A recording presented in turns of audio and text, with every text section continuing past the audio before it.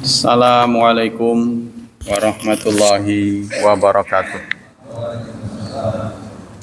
Innal hamdalillah nahmaduhu wa nasta'inuhu wa nastaghfiruh wa na'udzu billahi min syururi anfusina wa min sayyiati a'malina. May yahdihillahu fala mudhillalah wa may yudlil fala hadiyalah.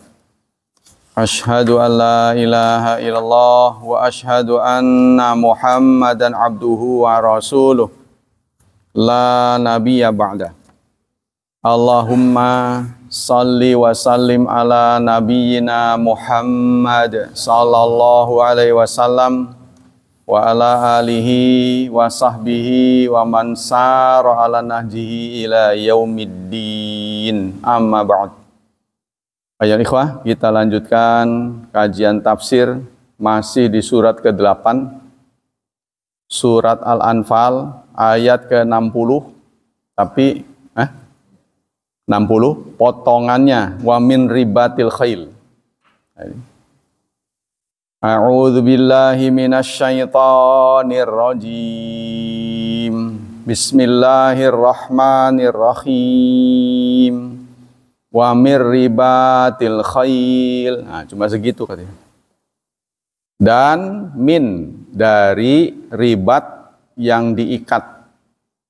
Ikatan khail, kuda.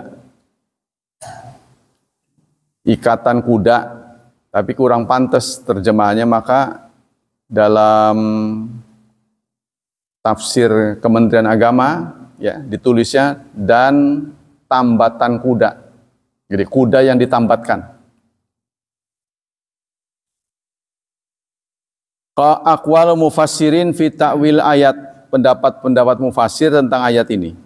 Qala Shadiq Hasan Khan wa rabtul khail li jihad min adzami ma yustanabi. Mengikat kuda untuk perang itu adalah yusmayu adzami ma yustanabi. Peluang atau wasilah yang paling besar yang kita gunakan untuk pertahanan. Ya, kalau dalam bahasa kita ini termasuk alutsista, ya. Alutsista itu kepanjangan dari alat utama sistem pertahanan. Prajurit yang ditugasi untuk berkuda namanya infanteri, ya.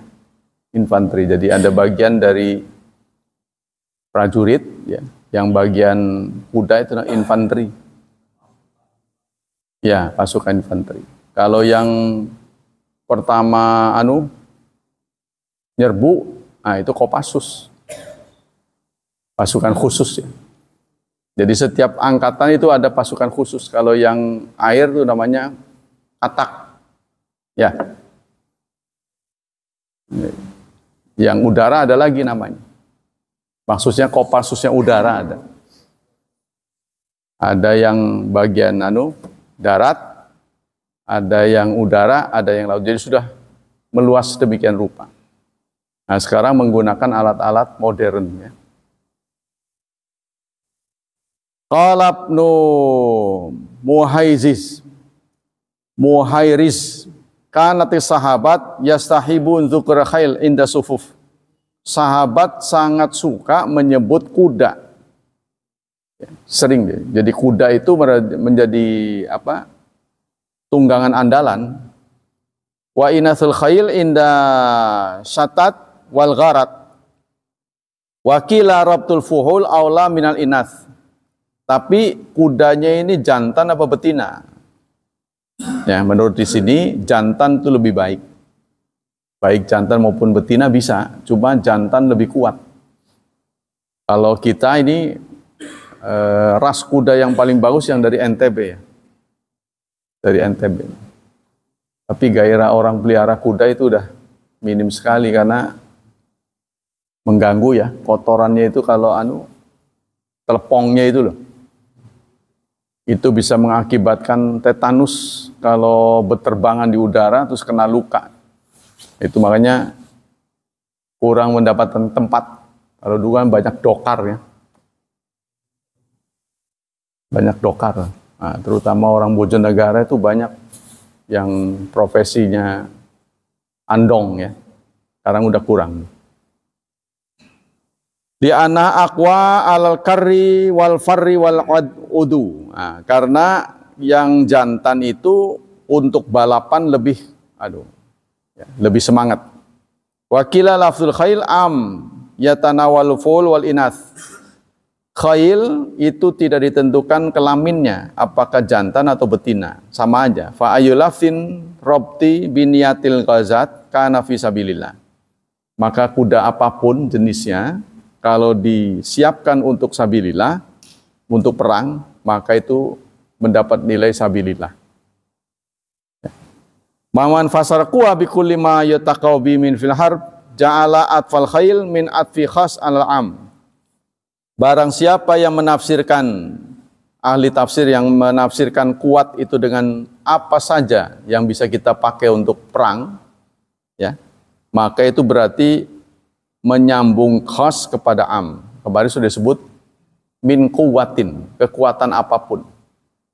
Jadi ayat ini, ya, kali ini ditujukan pada prajurit. Nah, kita tahu bahwa Islam itu merupakan agama semua. Sipil, militer, nah ini kepada militer. Ya. Jadi mereka tidak usah kecewa, prajurit ini juga mendapat pahala yang besar. Ya, karena menjadi prajurit juga kesel. Ya. Mereka tidak sembarang waktu bisa ketemu seperti kita. Kadang-kadang tugasnya jauh dari keluarga, ya, di tapal batas, namanya sugur. Yang di tapal batas, menjaga batas-batas, ya. Kita jangankan dengan negara lain, dengan negara sendiri rebutan tapal batas kan, dengan negara sendiri apalagi negara lain, bayangin itu. Nah, jadi ada kelihatan ya dari versi pihak sana ada kelihatan keserakahan. Fa ayyudzalika apa saja pokoknya kekuatan yang dipakai untuk mendukung pertahanan itu masuk kategori kemarin tuh min quwwah wa aidulahum, ya, mastata'tum min quwwah, siagakanlah semua kekuatan yang kamu miliki. Ya, jadi Islam juga memberikan perhatian pada militer. Beberapa dai mengatakan ayat-ayat ini sudah mansukh, itu salah besar. Salah besar. Prajurit akan kecewa. Qala Muhammad Rashid Ridha wal muradu ayyakuna li ummat jundun daimun. Kata Muhammad Rashid Ridha, umat ini harus mempunyai prajurit daimun yang selalu siaga. Musta'idun lidifa' untuk pertahanan. Ya nggak boleh waktu negara butuh baru kita bentuk prajurit, nggak bisa. Jadi kita dengan ayat ini kita menghargai keberadaan prajurit. Kelihatannya sehari-hari berdiri aja gitu kan. Kita lihat di taman, diri aja, nggak ada kegiatan apa-apa. Tapi di dalamnya, kan dalamnya luas banget tuh. Ya, ada perumahan, terus sudah dibikin lagi sekarang, gedung buat apa tuh, baladika apa. Idza faja'al adu ala ghuratin qawamul ghara forsan. Apabila musuh datang mendadak, ya kita nggak bisa langsung membentuk prajurit, nggak bisa. Yaitu mengandalkan yang siaga. Li sur'ati harkatihim, karena cepatnya gerakan mereka. Jadi wibawa negara itu ditentukan oleh pertahanannya. Nah, makanya Palestina itu diejek karena nggak punya polisi dan tentara. Negara kok nggak punya polisi, nggak punya tentara. Palestina tuh. Begitu perang pakai ketepel, ya memalukan. Gak diberi akses, ya. Bahkan mereka pun gak mengeluarkan paspor kan, gak mengeluarkan paspor dia. Wa qudratim alal jam'i bainal qital wa isali akhbari min suguri bilad ila asimatiha. Dimulai dari perbatasan sampai dengan ibu kota. Nah itu harus ada prajurit. Walidzalika azzama syari' amral khail wa amra bi ikramiha. Karena itulah ya, syariat sangat mengutamakan kuda dan menyuruh menghormati kuda. Jadi semua yang dilakukan oleh kuda perang, itu mendapat pahala. Nanti di hadisnya ada. Kalau sampai ada tanaman yang diinjak, ya, dirusak karena jejak kuda, maka dapat pahala. Begitu banyak hadis-hadis yang mengarah kepada kemuliaan, ya, kehormatan kuda. Qala al-Qurtubi, innal khayla lama kanat aslu huruf wa auzaraha alati uqidal khair fi nawasiha. Kata Imam Qurtubi, kuda, ya, itu pada dasarnya adalah tunggangan untuk perang di zaman dulu, ya. Fi nawasiha, dan kebaikan itu ada pada ubun-ubunnya. Wa huwa wahiya aqwal quwa wa asyadul uddah wa husnul farsan. Dia adalah kekuatan yang dahsyat, ya, dan pertahanan. Kalau presiden kita ini kebetulan pas, ya, beliau mantan Menteri Pertahanan, suka sama kuda, itu udah bagus. Ya, nggak komplitnya karena usianya aja, maras miris itu kan, maras itu. Takutnya belum waktunya, Allah sudah panggil, takutnya begitu. Ya, karena untuk mengurus negara ini tidak mudah lah. Ya, beliau itu dari berbagai segi ideal gitu, keturunannya bagus, orang pinter, gitu kan. Islamnya juga nggak buruk-buruk amat, walaupun nggak pernah mimpin sholat, ya. Daripada mimpin sholat tapi bacaannya nggak benar, ya kan? Ya baguslah pokoknya. Ya, kita selalu mendoakan supaya negara ini aman. Wabiha yujalu fil midan. Karena itu kuda itu sangat berperanan, ya, di medan perang. Khasa bidzukur syarifan. Nah, maka dikhususkan bidzikri syarifan sebagai bentuk pemuliaan. Khail disebutnya. Wa aksama bigibariha takriman, serta disebut debu-debu yang diterbangkan karena gerak kuda itu mendapat kehormatan dalam surat Adiyat, wal adiyati dobha, ya, dan kuda-kuda perang. Al-ayat, wali makanat siham min anjai ma yuta'ata fil hurub wa nikaya fil adu. Begitu juga siham. Siham itu panah, itu juga sangat mujarab untuk berperang, maka mendapat perhatian yang khusus juga dalam Islam. Jadi maksudnya gini, Islam memang mensyariatkan perang, tapi mengusahakan sesedikit mungkin adanya korban. Maka itu kalau bisa dengan panah, kan jarak jauh, ya. Jadi tidak berhadapan-hadapan kan. Nah, diminimalisir korbannya. Wa akrabuha, dan paling dekat tanawulanil arwah, untuk membunuh. Jadi kenapa panah itu mendapat kehormatan? Karena waktu itu, ya, alat untuk perang yang paling jauh ya panah waktu dulu. Kalau sekarang kan sudah pakai apa tuh? Ya, rudal. Jarak jauh, ya, bisa menjangkau. Ya, udah macam-macam lah pokoknya. Nah, ini sudah terjadi perang. Ini sebenarnya kalau menurut versi manhaj Ahlussunnah sih kelihatannya hanya bercanda aja, walaupun makan korban. Sebab Syiah itu ya nggak benar juga. Banyak orang yang seneng, orang Islam gembira Israel dipukul, padahal mereka berteman. Waktu itu siapa itu? Pemimpin Palestina yang dibunuh di Iran kan? Ya kan? Lagi berkunjung terbunuh itu kan? Kan berarti pengawalannya kurang gitu. Pengamanannya. Ini pemimpin Hamas apa siapa? Sedang bertamu di Iran, terbunuh. Kalau salah ingat.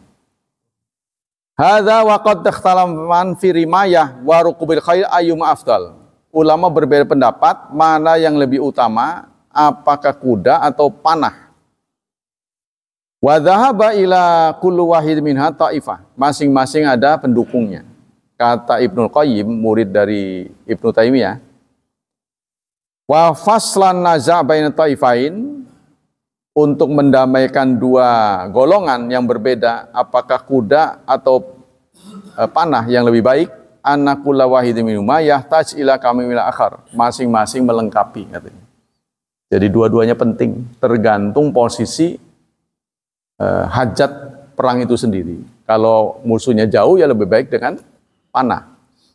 Maksudnya kalau bisa disedikitkan korbannya itu jauh lebih baik. Jadi tercapai perdamaian. Jadi Islam sebenarnya tidak menyukai perang. Tapi itu sesuatu yang apa boleh buat. Kalau kita tidak siaga, ya, maka kita akan mudah diserang dari manapun. Akan dilecehkan, ya.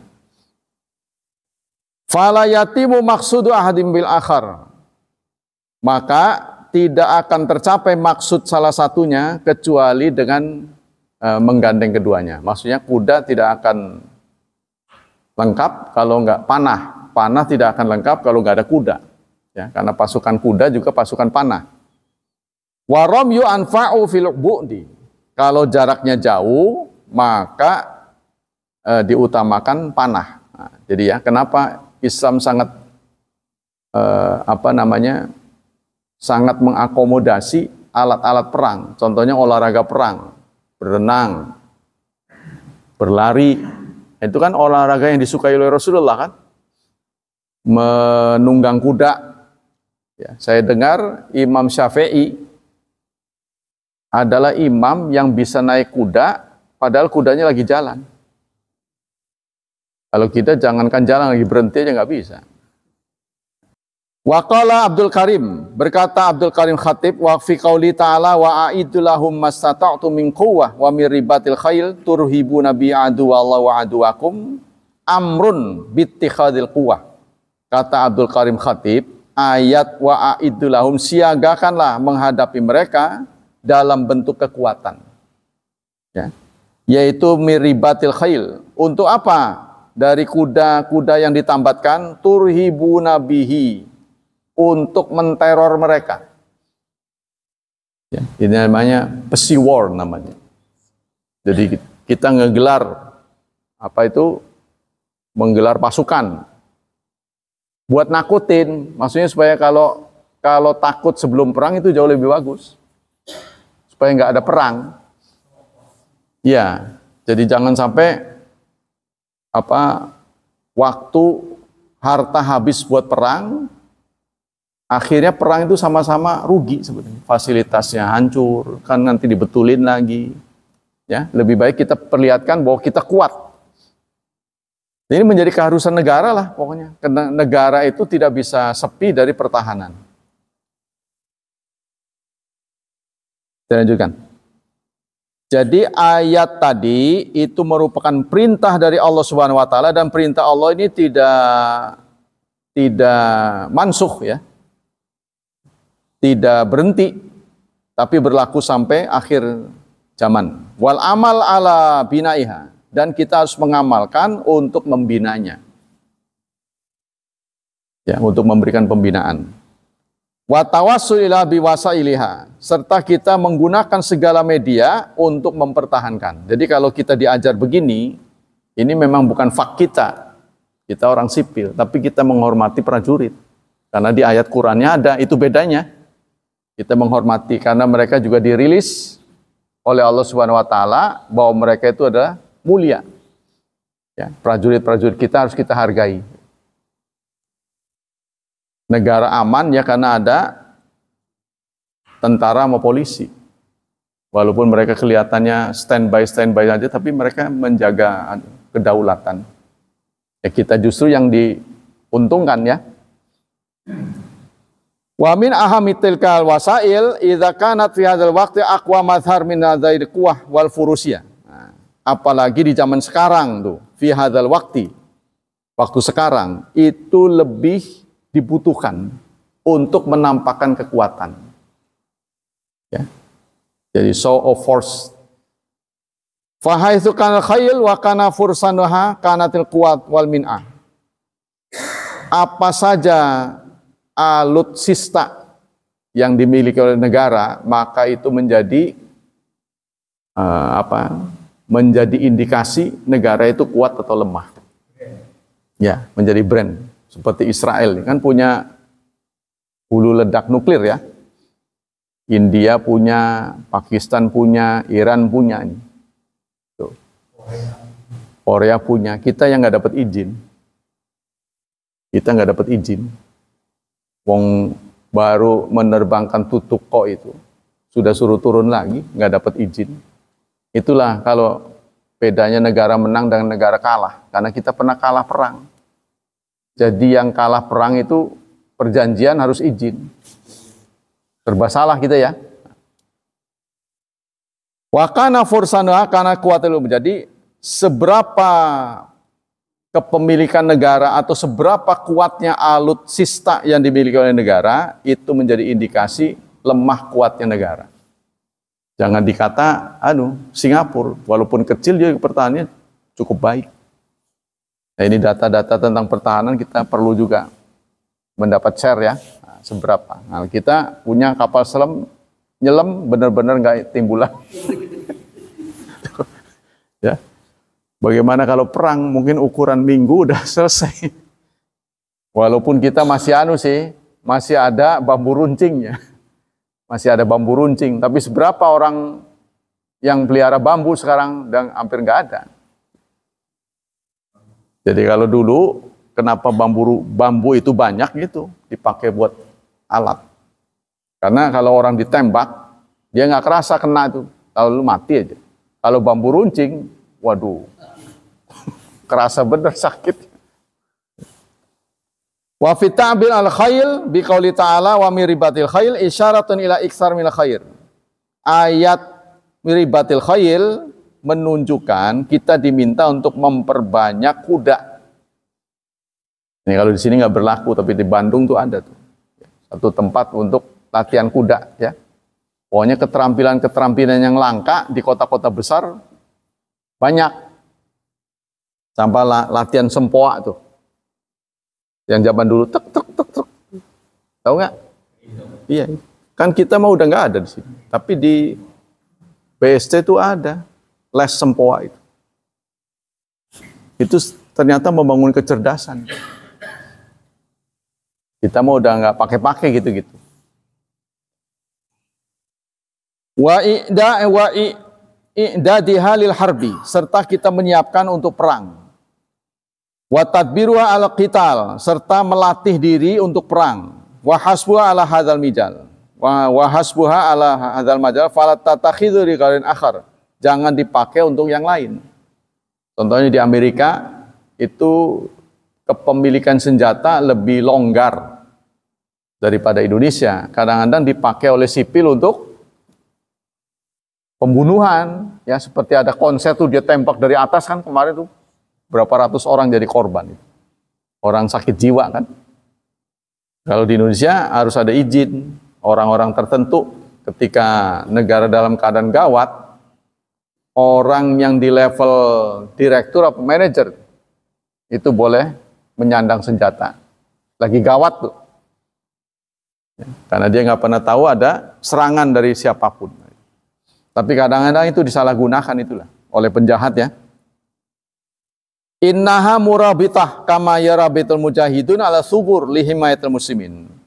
Ini adalah satu bentuk murabatah. Murabatah itu jaga di perbatasan. Ya sama dengan satpam lah. Kita punya satuan keamanan. Kelihatannya setiap kita lewat mereka di jorangan, nonton-nonton aja, nggak ada gawe. Kelihatannya, tapi dengan ada mereka kita aman. Ya, walaupun pernah kebobolan juga ya. Kemalingan pas deket mereka itu. Ya kan? Ya bisa juga sih, kemalingan di kantor polisi bisa jadi. Maling masuk kantor polisi bisa juga. Kan kita pernah terjadi nih, kebobolan di dekat satpam. Bayangin, karena mereka terlalu baik sangka, dikiranya pergerakan orang mencuri itu kayak dianggapnya yang punya gitu. Jadi nggak bisa mengidentifikasi. Wa kama wali himayat muslimin wasada sugur alati yunafaz minha adu ilaihim, dan menutup sugur perbatasan supaya tidak dimasuki oleh musuh. Jadi walaupun kita negara bersahabat ya, tapi tetap perbatasan itu harus diduduki oleh prajurit. Ma warada fi sunnah minan nusus sahihah fi fadilati rabtil khail lil jihad fi sabilillah. Sunnah-sunnah yang menjelaskan tentang keutamaan menambatkan kuda untuk jihad di jalan Allah. Nah, ini hadis-hadisnya. Lalu tadi Qur'annya, sekarang hadisnya. An Abi Hurairah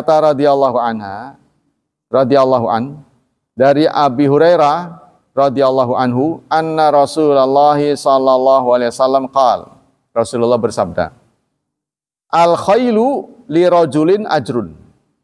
Kuda tergantung pemanfaatannya. Bagi seseorang, kuda itu mendapatkan mengalirkan pahala. Bagi seseorang, kuda menjadi pengalir pahala. Wali rajulin satrun. Tapi bagi orang lain, dia adalah menutupi. Wa ala rajulin wizrun. Di tangan orang lain, kuda itu menjadi dosa. Jadi kuda itu bisa menjadi pengalir pahala, ya, bisa menutupi aib, bisa mengalirkan dosa. Tergantung penggunaannya. Amal ladzi lau ajrun, adapun kuda yang menyebabkan pahala, farajulun rabataha fi sabilillah, adalah orang yang menambatkan kudanya untuk jalan Allah. Nah, ini nggak beda dengan harta. Harta yang kita miliki ini kan alat, ya. Tergantung kita pakai untuk apa. Sama dengan pisau yang kita miliki, pisau dapur. Kalau dipakai buat ngerajang-ngerajang, mempermudah memasak, ya berpahala. Tapi kalau kita ambil buat nodong orang, begal, ya dosa. Karena ini semua alat. Farajulun rabataha fa'atalalaha fi maraj auradah. Adapun orang yang kudanya mendapat pahala adalah orang yang punya kuda, ya, lalu disiapkan untuk jalan Allah. Fa'atalalaha, dia hidup lama. Kan untuk menyiapkan kuda supaya sehat itu kan perlu pakan, ya. Fama asabat fi tailiha dzalika minal maraj aw radha kana lahu hasanah. Maka apapun yang dimakan oleh kuda selama pemeliharaan itu akan mengalirkan pahala, kebaikan. Ya karena kan perlu dipelihara. Kalau senjata mah paling diminyakin doang ya, kosok-kosok takut karat. Ya kan? Tapi kalau kuda kan butuh perawatan, perlu kesehatan itu kan. Nah, kita ini kayaknya kurang nih. Dalam soal-soal begini kurang. Soal tanaman kurang, ternak kurang. Gitu. Karena ada tanaman tertentu yang hanya tumbuh di daerah tertentu. Nah, itu unik. Kita harus pelihara. Kemudian, fakanat atharuha. Walau anna kata atailaha fastannat syarafan aw syarafaini kanat atharuha wa arwaiha hasanatun lahu.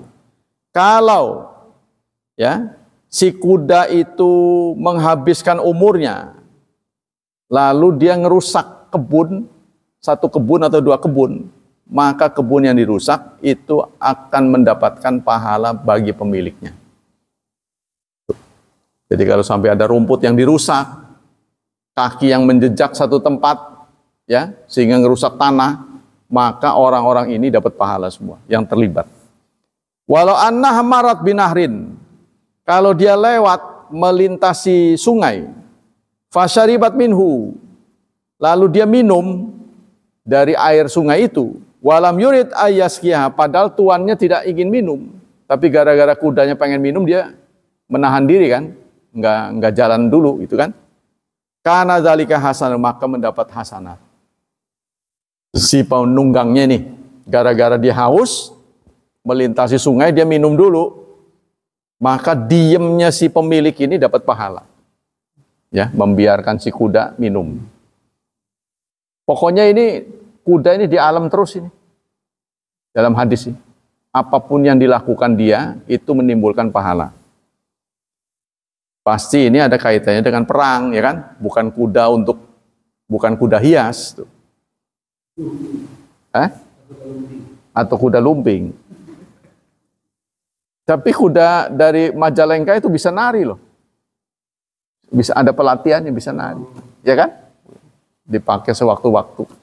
Di Bandung kita masih lihat, tapi buat wisata ya. Wa rajulun rabataha taghannian wa ta'affufan summa la yamsahaqallah fi rikabiha wala dhuhariha fahiya lidzalika satrun. Nah, bagaimana kuda untuk satrun, untuk menutupi ya. Maka barang siapa yang memiliki kuda taghannian untuk jaga-jaga. Kalau satu saat dibutuhkan dia cadangan gitu kan. Dan ta'afuf, tidak memakai orang lain. Kalau satu saat tenaga saya dibutuhkan untuk perang, saya tidak akan minjem orang. Karena saya sudah punya kuda. Nah, niatnya begitu. Tapi dia sendiri bukan prajurit. Ya. Dia tidak melupakan hak Allah dalam riqab, wala zuhuriha, dalam menunggangnya, maka itu namanya satrun. Menutupi. Untuk gengsi lah singkatnya. Wa rajulun rabata fakhran. Ada juga seseorang yang memelihara kuda untuk kesohoran, untuk pamer. Wa nawaan li ahli Islam, dan menjauhi ahli Islam, faya ala dzalika wizrun, maka dia mendapat dosa. Nah, itu nggak beda dengan mobil ya. Mobil yang kita siapkan untuk apa? Karena ini sifatnya benda kan. Wa su'ila Rasulullah anil khumur. Rasulullah pernah ditanya tentang keledai. Faqala ma anzala alayya fiya syai'un ila hadhil ayat al-jami'ah. Tidak turun kepadaku sesuatu pun tentang keledai kecuali ayat famay ya'mal mithqala dzarratin khairan yarah. Ini ayat umum. Barang siapa yang beramal sebesar zarah, maka sebesar zarah kebaikan dia akan melihatnya. Begitupun barang siapa yang beramal mithqala dzarratin syarrah, keburukan, dia akan melihatnya. Ya, jadi Rasulullah menggunakan dalil umum bahwa dunia ini tergantung kita pakai untuk apa. Dari mana ke mana. Ya, inputnya dari mana, postingnya kemana. Itu akan dinilai. Caranya juga. Wallahu a'lam. Kita ke hadis.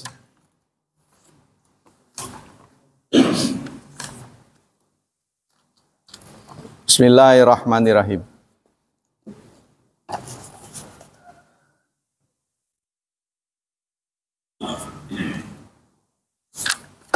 Masih tentang babu ma jaa fi ikhfa'i tasyahud. Bab tentang menyamarkan tasyahud. An Abdillah bin Mas'ud, dari Abdullah bin Mas'ud, minas sunnah ayakhfa tasyahud. Termasuk sunnah adalah menyamarkan tasyahud. Jadi membaca tasyahud itu jangan keras-keras. Enggak seperti membaca suratul Fatihah kan. At-tahiyyat itu enggak usah gede-gede. Nah, kalau ada suara yang boleh keras, itu hanya imam ya kan. Nah, kita masih kadang-kadang udah tarawihnya udah lewat lama, masih ke bawah-bawah. Ya, aura dari masih nempel aja. Allahu Akbar suka begitu. Itu yang berhak cuma imam. Kalau kita makmum harus diam. Samar lah, bukan nggak membaca ya, tapi samar. Ya, kecuali amin. Hadis ini hasan. Wa huwa wahmun minhu an faina'a. Qultu la a'lamu man khalafa dzalika. Tidak ada yang aku lihat berselisih tentang ini. Kata pengarang, aku meneliti tidak ada orang yang berbeda pendapat tentang hal ini. Bahwa tasyahud itu memang harus disamarkan. Ya memang nggak ada. Ya, tasyahud dikerasin ya itu baru. Sekarang lafadz tasyahud. Lafaz tasyahud itu ada dua macam. Ya kita kenalkan. At-tahiyatul mubarakatus salawatu wat thayyibat. Ada yang at-tahiyatu lillah. Nah, kali ini tasyahud yang kita perkenalkan dari Abdullah bin Mas'ud. Kunna idza shallaina khalfan nabi, kami kalau salat di belakang Nabi, qulna, kami berkata assalamu ala Jibril. Kata Ibnu Mas'ud, pada mulanya sahabat itu kalau salat di belakang Nabi, mereka mengucapkan assalamu ala Jibril wa Mikail, assalamu ala fulan wa fulan, disebut orang, salam pada fulan dan fulan. Faltafata ilaina Rasulullah, maka Rasulullah menengok ketika kami mengucapkan itu. Faqala innallaha huwas salam, Allah itu sendiri salam, kamu nggak usah menyebut assalamu, nggak usah. Fa idza shalla ahadukum falyaqul, kalau salah seorang di antara kalian salat, maka ucapkanlah at-tahiyatu lillahi wassalawatu wattayyibatu. Nah, ini diajarkan oleh Rasulullah ya. Ini namanya tasyahud Ibnu Mas'ud. Assalamu alayka ayyuhan nabiyyu wa rahmatullahi wa barakatuh. Assalamu alayna wa ala ibadillahis salihin. Fa innakum idza qultumuha, jika kalian mengatakan itu, asabat kullu abdillah salihin fis samai wal ard, maka akan mengena semua hamba Allah yang salih di langit dan di bumi. Jadi kita sudah salam kepada semua hamba Allah. Asyhadu an la ilaha illallah wa asyhadu anna Muhammadar Rasulullah. Hadis ini asyhadu an la ilaha illallah wa asyhadu anna Muhammadan abduhu wa rasuluh. Hadis ini muttafaqun alaih. Wa fi riwayati Yahya anil A'mas haddatsani Syaqiq dari Abdullah qala kunna idza kunna ma'an nabi fi shalah qulna assalamu ala Allah min ibadi. Ada redaksi lain ya dari A'mas, assalamu ala Allah min ibadi, assalamu ala fulan wa fulan. Faqala nabi la taqulu, kamu jangan mengatakan seperti itu ya. Assalamu ala Allah, jangan mengatakan salam pada Allah. Fa innallaha huwas salam, karena Allah itu sendiri adalah salam. Summa zakara baqiyat tasyahud mislahu, kemudian menyebut sisa dari tasyahud dari Ibnu Mas'ud gitu ya. Wa qala fi akhirih lam yakhtabiru minad du'a summa yatakhayyaru minad du'a a'jabahu ilaihi fayad'u. Kemudian dia boleh memilih doa apa yang dia sukai. Jadi tempat doa dalam sholat itu ya dua, yaitu menjelang salam serta waktu sujud. Nah, disitulah kita berdoa sepanjang kita bukan jadi makmum atau waktu kita masih longgar, tuh kan sudah baca tapi imam belum bergerak ganti. Nah, kita boleh tumpahkan doa di situ. Tapi kalau kita terikat menjadi makmum, ya kita harus mengikuti langkah imam. Ya, cepat dan lambatnya itu harus mengikuti. Dalam hadis yang lain, wah panjang sekali. Dari Abi Musa al-Ash'ari, qala inna Rasulullah khatabana fabayyanana sunnatana wa alamnana salatana. Suatu saat diriwayatkan Abi Musa al-Ash'ari, ini redaksi dari tasyahud yang berbeda ya. Suatu saat Rasulullah berkhutbah lalu menjelaskan yang sunnah dan mengajari kami cara salat. Faqala, Nabi bersabda, wa idza kana indal qa'dah, jika Rasulullah duduk, falyakun min awali qawli ahadikum, maka yang pertama kalian ucapkan adalah at-tahiyatut thayyibatus salawatu lillah. Nah, inilah redaksi yang dipilih oleh banyak orang ya. At-tahiyatu, di sini nggak ada at-tahiyatu wa salamu mubarak, nggak ada. At-tahiyatut thayyibatus salawatu, terbalik ya. At-tahiyatul mubarakatus salawatut thayyibat gitu kan.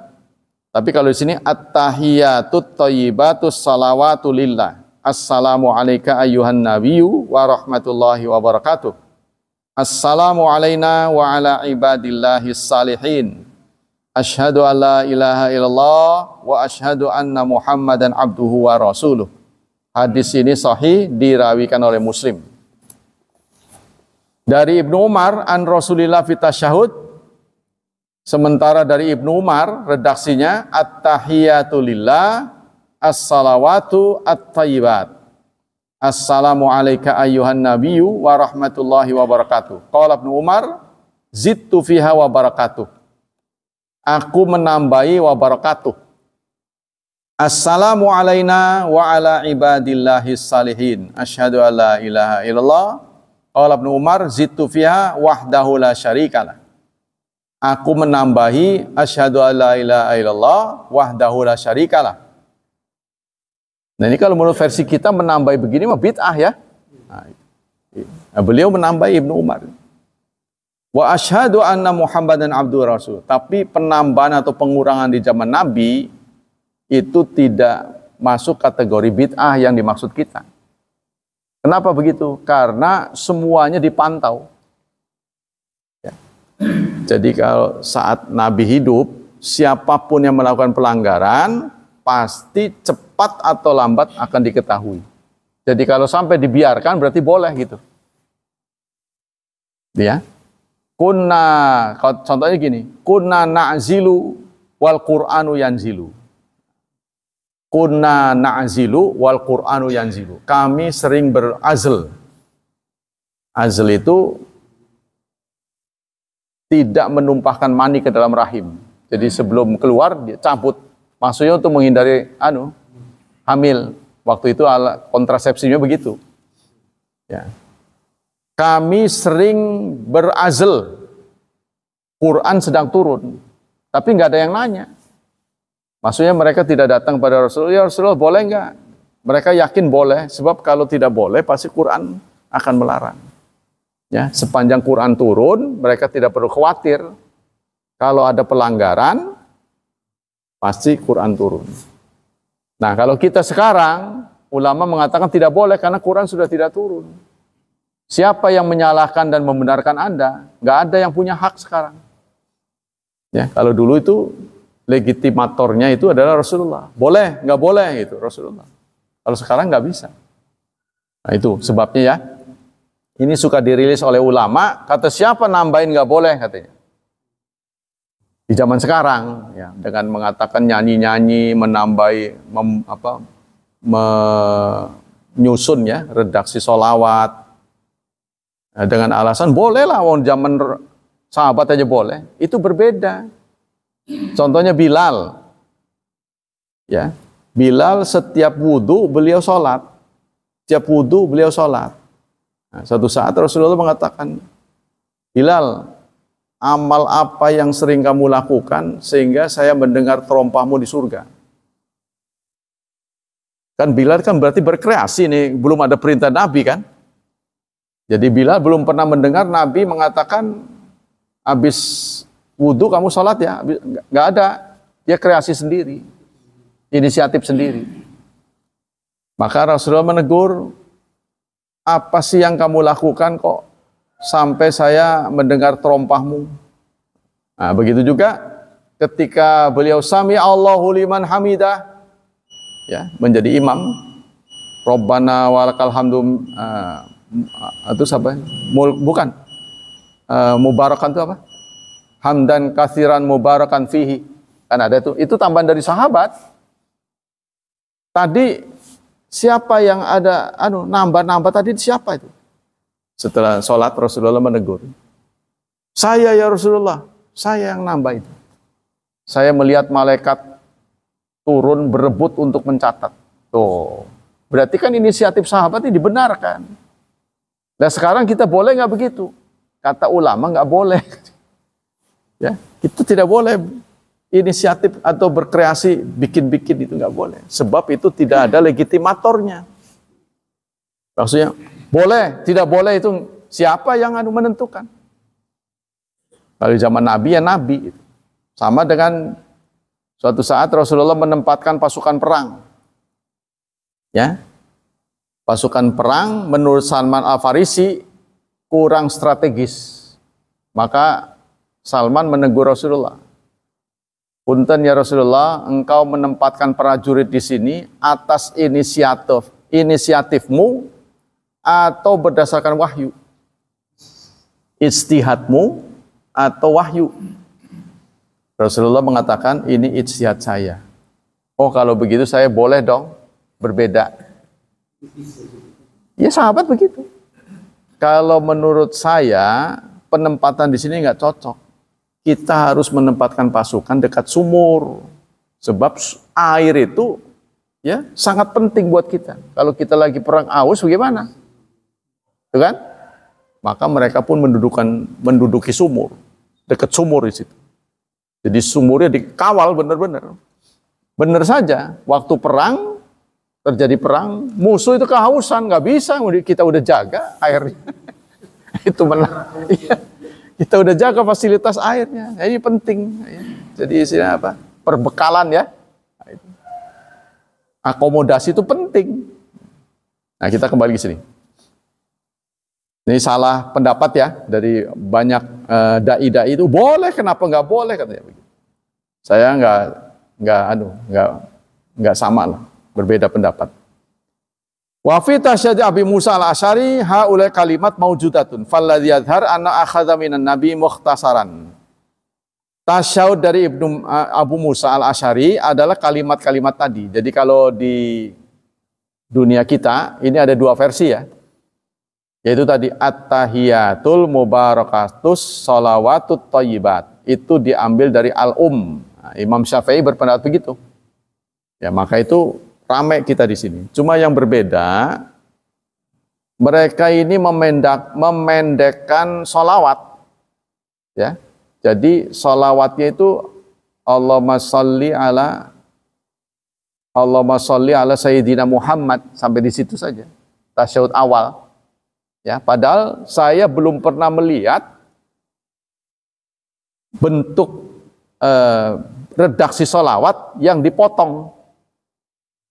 Jadi sampai Allahumma sholli ala Muhammad, kalau nggak salah itu berdiri, tidak ada wa ala ali. Untuk tasyahud awal yang terkenal di kalangan masyarakat tuh Allahumma sholli ala Sayyidina Muhammad, sebatas itu. Ya. Begitu juga doa iftitah yang dipotong. Inna sholati wa nusuki wa mahyaya wa mamati lillahi rabbil alamin la syarika lahu wa bidzalika umirtu wa ana minal muslimin. Hanya sebatas itu. Itu pemotongan hadis. Hadis lengkapnya labbaik wa sa'daik wal khairu fi yadaik wasyarru laisa ilaik, dan begitu seterusnya. Ini dipenggal, dipotong. Ada yang memberitahu bahwa pemotongan sholawat itu dengan tidak mencantumkan wa ali Sayyidina Muhammad itu karena kasus politik. Ya, karena waktu itu Imam Syafi'i menghadapi suatu masa di mana keturunan Ali itu dikejar-kejar. Keturunan Nabi justru diburu, aneh kan? Jadi aneh sekali kelompok orang-orang ini mencari keturunan Nabi. Kalau sekarang mah Habib lah, walaupun Habib kita ini banyak yang palsu. Banyak kuburan dibongkar tuh. Kuburan-kuburan dibongkar yang mengatasnamakan Habib. Karena itu ciptaan. Ya, ciptaannya Habib Pekalongan. Sangat memalukan ya, Habib Pekalongan.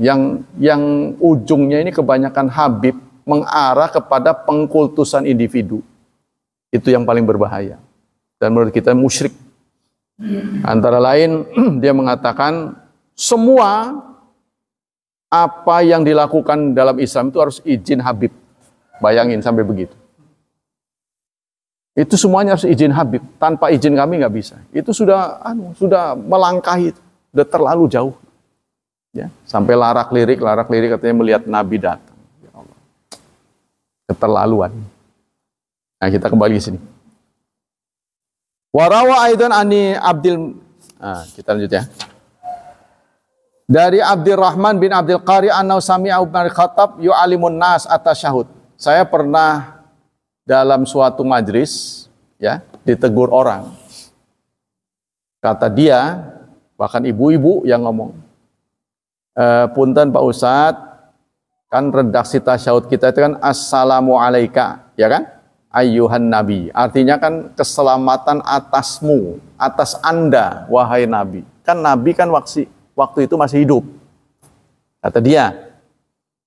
Kalau sekarang udah nggak ada, berarti K-nya nggak ada. Assalamu ala nabi.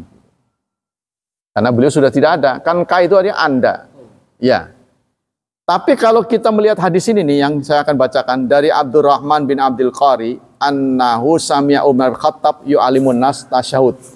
Suatu saat Umar bin Khattab mengajari tasyahud. Beliau pidato di atas mimbar. Fayaqulu faqulu, kata Umar, katakan olehmu at-tahiyatu lillah, az-zakiyatu lillah, at-tayyibatu lillah, wassalawatu lillah, assalamu alaika ayyuhan nabi. Dia tetap ada alaika. Ini yang mengajari Umar bin Khattab di atas mimbar setelah kematian Rasulullah. Beliau kan paham ini. Jadi kalau dalam urusan ritual tidak boleh kita ganti. Karena harus menepati 6 yang pernah saya sampaikan, ya, tepat waktunya, tepat tempatnya, pas caranya, kan? Pas bilangannya, pas sebabnya, pas jenisnya. Dalam ibadat ritual itu terikat 6. Nah, kita nggak boleh gonta-ganti, nggak boleh. Nah, ini kalau kita melihat ada redaksi yang tidak tepat, kok versi sahabat ini begini, sahabat ini dulu mengandalkan ingatan. Jadi kata orang itu namanya auditori, ya. Jadi kebanyakan Quran dan hadis ini sifatnya auditori. Mukjizat itu ada 2 macam, ada yang visual, yang auditori. Visual itu yang terlihat, itu mukjizat yang Allah berikan pada nabi-nabi lain. Setelah nabi itu pergi, maka yang sifatnya visual tidak bisa diulang. Tapi yang auditori sampai hari kiamat akan bisa kita tampakkan. Seperti Quran, hadis. Ini kan mukjizat Nabi. Ya, masih bisa kita sampaikan. Bisa didengar, bisa dijalankan, ya, bisa bermanfaat buat kita. Tapi yang lain-lain udah nggak bisa. Tongkatnya Nabi Musa, kita hanya tahu saja. Tapi bentuknya seperti apa, manfaatnya apa, kita nggak tahu. Warawahu aidan Abdul Razik wa anhul Baihaqi an Ma'mar an Zuhri an Urwah ibnu Zubair. Qala Ma'mar kana Zuhri ya'khudhu bihi. Zuhri juga mengambil at-tahiyat versi dari Umar bin Khattab. Itu tadi bentuknya at-tahiyatu lillah, az-zakiyatu lillah, at-thayyibatu lillah, wassalawatu lillah. Begitu caranya. Dari Qasim bin Muhammad, ana akhbarahu ana Aisyata zaujin Nabi kanat taqulu idza tasyahhadat. Dari Qasim bin Muhammad, dia mengkabarkan bahwa Aisyah istri Nabi kalau bersyahadat begini. At-tahiyatut thayyibatus salawatuz zakiyatu lillah. Tuh, versinya berbeda lagi. Ya. Jadi kalau kita terima berbeda-beda, ya, itu karena mereka mengandalkan ingatan, nggak mengandalkan tulisan. Harusnya lebih tepat tuh tulisan dan ingatan. Asyhadu alla ilaha illallah wahdahu la syarikalah wa asyhadu anna Muhammadan abduhu wa rasuluh. Jadi kita patut ingat bahwa cara mewariskan pengalaman dahulu kepada generasi mendatang dulu lewat catatan. Dan dulu belum ada file seperti sekarang, ya, maksudnya apa? Hardware, ya, software dan hardware. Nah, kalau sekarang kan, kalau hilang itu bisa di print out lagi. Kalau dulu kan belum kenal begituan. Jadi begitu hilang, udah hilang. Nah, itu pernah di zaman Genghis Khan, perpustakaan orang Islam itu dibakar, ya, kemudian dilarung ke laut. Jadi banyak itu catatan-catatan yang hilang. Karya-karya dari ulama besar hilang. Kalau sekarang, ya, katakanlah orang ingin menghilangkan catatan, tetap bisa diunduh lagi ke sekarang, zaman sekarang. Itu temuan baru-baru, ya. Nah, di zaman dulu tuh seperti itu. Jadi kalau sekarang orang punya niat ingin menghilangkan hadis, itu mimpi. Nggak mungkin. Sekarang sudah tidak mungkin. Anda berkata berapa kalimat, itu sekarang bisa dideteksi jalur riwayatnya dari siapa. Tuh. Kalau saya pakai pedoman itu, Pak Ilman, saya pernah coba itu. Saya ikut hadir di ceramah itu ya. Berdasarkan hadis sahih bla bla bla, saya periksa dhaif. Pakai itu panduan itu. Lebih dari satu tapi saya tidak percaya pada satu saja. Satu sumber, tapi berbagai sumber. Wah, sama semua menilai dhaif. Tapi dia mengatakan sahih. Jadi benar kata ulama, banyak sekali orang yang mengiklankan yang dhaif sebagai sahih. Umat enggak tahu. Itu yang membuat kita sesat. Kita kembali sini. Hadis ini sahih, rawahu Malik. Nah, kemudian babus salatu ala nabi fi tasyahud. Bab salat kepada nabi itu tasyahud sudah selesai ya. Jadi kalau yang kita terima itu ada dua versi. Tapi kalau dari versi kekuatan hadis itu lebih kuat at-tahiyatu lillah wassalawatu at-thayyibat. Kalau dari sisi kekuatannya sanad. Tapi kalau dari sisi makna itu lebih kuat at-tahiyatul mubarakatus salawatu wat thayyibat. Itu yang lebih kuat. Jadi dari sisi makna kandungannya. Tapi kalau dari sisi sanad itu lebih kuat at-tahiyatul lillah wassalawatu wat thayyibat. Karena cuma 3. Ya kan? At-tahiyatul lillah wassalawat wat thayyibat. 3 kan? Kalau itu kan at-tahiyatul mubarakatus salawatu thayyibat. 4. Sekarang sholawat pada Nabi. An Abi Humaid As-Sa'idi qalu ya Rasulullah kaifa nusalli alaik? Seorang sahabat bertanya, ya Rasulullah, bagaimana cara kami berselawat padamu? Lalu Nabi mengajarkan, qulu Allahumma salli ala Muhammad wa azwajihi wa dzurriyyatihi kama sallaita ala ali Ibrahim. Yang redaksi sholawat juga banyak nih. Silakan kita pakai. Yang terunggul dicatat dalam Lu'lu' wal Marjan. Itu yang saya pilih ya. Adalah begini. Allahumma salli ala Muhammad wa ala ali Muhammad. Kama sallaita ala Ibrahim wa ala ali Ibrahim. Ya. Enggak ada Hamidum Majidnya. Ada ya? Indak Hamidum Majid benar. Tapi kalau mau wabariknya ada Allahumma-nya lagi. Allahumma barik ala Muhammad wa ala ali Muhammad kama barakta ala Ibrahim wa ala ali Ibrahim innaka Hamidum Majid. Itu yang paling unggul dari sisi kekuatan hadis. Enggak ada fil alaminnya. Ya, adanya begini, saya ulangi. Allahumma salli ala Muhammad wa ala ali Muhammad kama sallaita ala Ibrahim wa ala ali Ibrahim innaka Hamidum Majid. Jadi redaksinya sama. Allahumma barik ala Muhammad wa ala ali Muhammad kama barakta ala Ibrahim wa ala ali Ibrahim innaka Hamidum Majid. Tulisan ini ada dalam kitab Al-Lu'lu' wal Marjan. Hadis kumpulan Sahih Bukhari, muttafaqun alaih. Hadis yang disepakati oleh Bukhari dan Muslim. Itu kitabnya namanya Al-Lu'lu' wal Marjan. Kita belum kaji di sini. Nanti satu saat. Oh, enggak ada. Enggak ada. Penambahan dalam ritual tidak boleh. Penambahan dalam ritual tidak boleh karena itu password. Ya, kalau Anda passwordnya Prabowo Subianto, contohnya gitu. Passwordnya Anda tambahkan presiden, enggak masuk. Ya kan? Anda tambahkan Presiden Prabowo Subianto, nggak bakal masuk. Karena passwordnya Prabowo Subianto. Bukan ngelunjak, bukan. Itu password. Jadi nggak boleh. Meskipun Anda mengatakan yang mulia, tetap nggak bisa masuk.